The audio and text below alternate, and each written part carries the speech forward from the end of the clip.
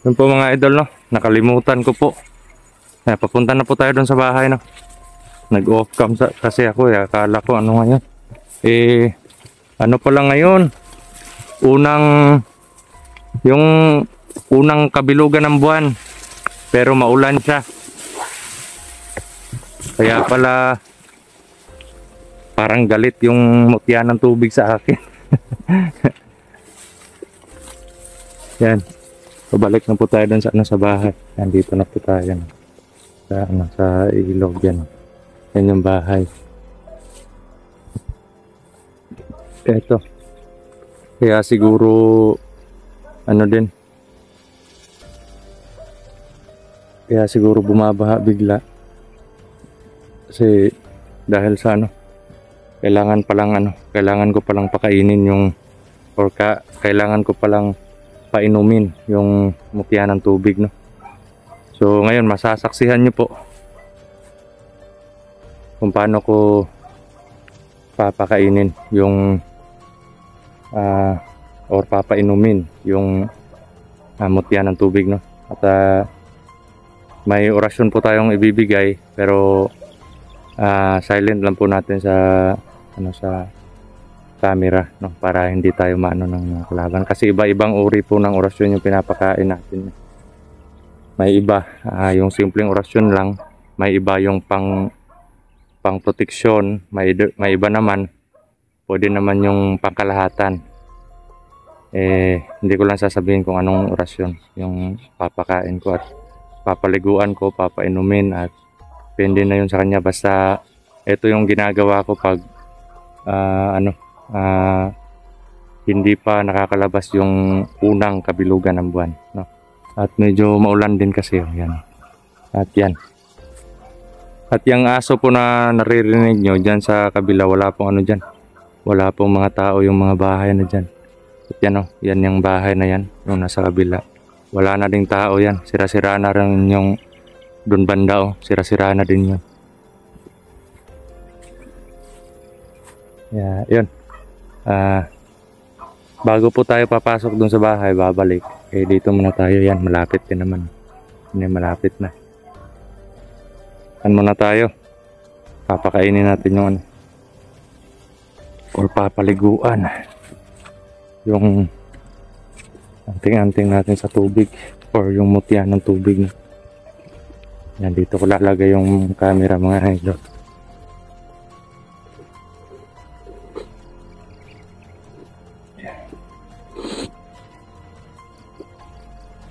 Yan.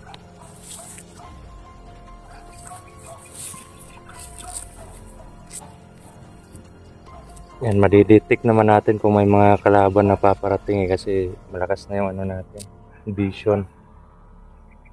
At parang gusto ko yung kapangyarihan ng mutya na to, Parang lalo akong parang nagdagdagan yung lakas ko, mga idol.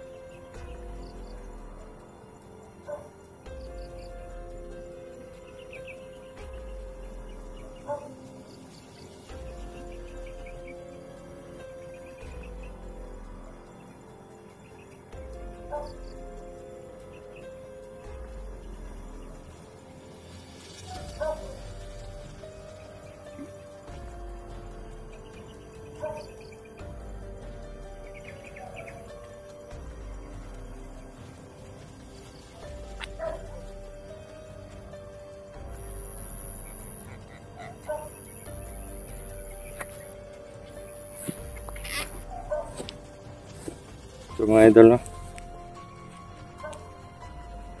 May ano po, may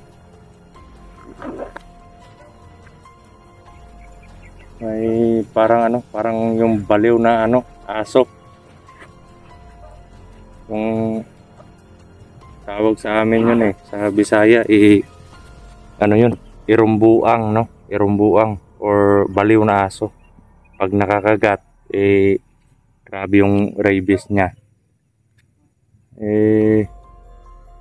Anuhin niya sana ako, pupuntahan. Siguro plano niya akong kagatin, kaya yun, nakatikim ng orasyon. Tumakbo na lang bigla, nasaktan yan. So yun mga idol, no? Yan, kita nyo po yung ano, niloblob natin dyan, yung anong nangyari sa camera ko. Yan, kita nyo po yung paglublob natin sa mutya. Ano po siya, pag hindi pa po siya tapos or hindi pa enough yung paglublob natin sa tubig, is gagalaw po yan. Pag iaangat ko, gagalaw po yan. Pero gagalaw po yan ng kusa, hindi ko po ginagalaw yung kamay ko. At pag ano naman, pag okay na or enough na sa kanya, sa tatlong lublob, pag enough na sa kanya is hindi nagagalaw yan. Kaya uurasyonan na natin ng ano yan, or uurasyonan na natin ng yung lakas, or bigyan natin ng konting lakas para mas lumakas pa siya, no? Kasi protection natin yan sa mga lalo na pag nasa ilog tayo or nasa tubig tayo. Yan, kailangan talaga natin yan, no? So marami po akong proteksyon, iba-ibang klase yung proteksyon natin. Naninibago lang ako dito sa ano, sa mutya ng pagkawasak. Yan. Ito po yung ano, yung sitwasyon dito. Ito nyo po mga idol. At yun po. Sana po ano. Yun, may ano po ako, may healing po ako sa inyo mga idol. No? Sana po patuloy po kayo magdasal. Lalong lalo na po sa plano ko dito na sana po mawala na yung mga kalaban dito. At ma-recover ko yung lugar na to. Hirapan ako sa financial pero hahanap po ako ng paraan para para may pangtustos ako sa bala ko dito, no. Kasi plano ko po gulayan tsaka maisan. Problema lang po may kailangan din sa medisina or kasi okay yung okay yung yung tawag nito, humus or yung tinatawag na yung walang hindi siya exposed sa medisina. Yung abono lang yung yung matatabang lupa, organic, oo.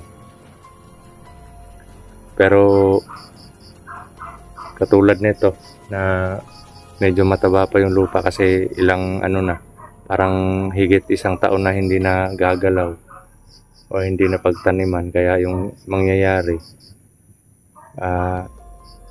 pag wala na talagang kalaban dito, mag-ano ako ng 1 tao na makakasama ko na maglampas or maglinis dito kasi mahaba to yan para tapos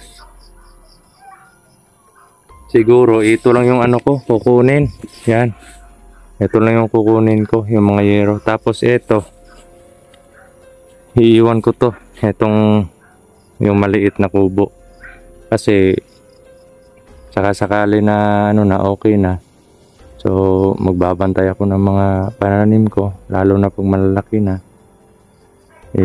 dito lang ako matutulog. Pero palibot po sa paligid, yan paligid dito medyo malayo, lalagyan ko ng mga mga orasyon para malaman natin, malayo pa malaman natin, or bibigyan natin ng orasyon na kung sino man yung matamaan or makadikit sa orasyon natin or makadaan, magano talaga, maghihirap sa paghinga, no? Yun yung gagawin natin. Bago ko pa lang kasi bago ko pa lang na pag-aralan yung orasyon na yun. Kaya sana po suportahan nyo pa rin po ako sa balak natin dito. Pero hindi po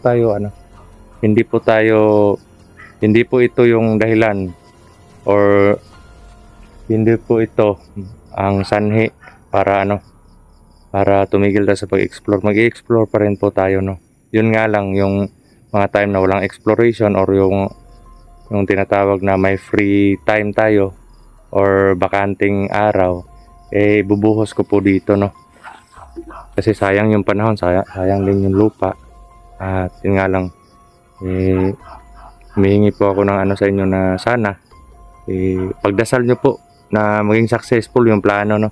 Kasi gusto ko rin po na na habang wala pa akong sideline, makatanim-tanim ako dito para may pang-ulam or may pambenta ako na gulay dun sa bayan. At kumbaga may production. Hindi man masyadong kalakihan yung income, pero at least na may magagamit pang araw-araw, no? So, yun mga idol. Sana po suportahan niyo po ako tungkol po doon, no? At lilinisan ko din yung kulungan ng baboy doon. Baka sakaling may sahod na sa YouTube na malaki-laki, bibili ako ng yung baboy. Oo, yung maliit. Para pag dumami na, bibenta. Ganun yung senaryo. So, dito na po tayo sa bahay mga idol. Ito lang po yung kukunin ko po muna. At pipilitin ko or iigihan ko ng maayos yung plano ko dito. At lalagyan ko ng barrier itong paligid para hindi na makapasok yung mga kalaban. Kasi ikukumbine ko po lahat. Itong mutya na nakuha ko, pag-isip-isip ko kanina, kung pwede kong i-combine lahat, dito sa mutya na to, ito lang yung dadalhin ko palagi. Kung ma-combine ko yung lahat ng kapangyarihan ng mutya or anting-anting na meron ako, no. So sana papayag yung gabay natin, no. So yun mga idol, abang-abang na lang po sa bukas, no, kasi magagabi na din at magpe-prepare pa kung saan ako matutulog, no? Bukas maaga akong gigibain ko to. Ito yan, gigibain ko yan para makuha ko na yung mga yero, kasi medyo mataas yan, wala tayong hagdanan. At delikado din pag dyan ako dadaan sa gilid, baka mabali yung maliliit lang kasi yan yung kahoy, round log or round timber. Kasi may paggagamitan din ako sa na yan yero na yan. So yun po mga idol, no. Maraming salamat po sa panonood. Walang sawa na suporta ninyo, pagmamahal, no, pagdarasal, at yun, ingat po kayo palagi. Huwag niyo pong pababayaan yung mga sarili ninyo. Mega love shoutout po sa inyo lahat. At ito po si Brad Dudong Adventure na nagsasabing mahal na mahal ko po kayo. Salot po ako sa inyo lahat mga idol, no.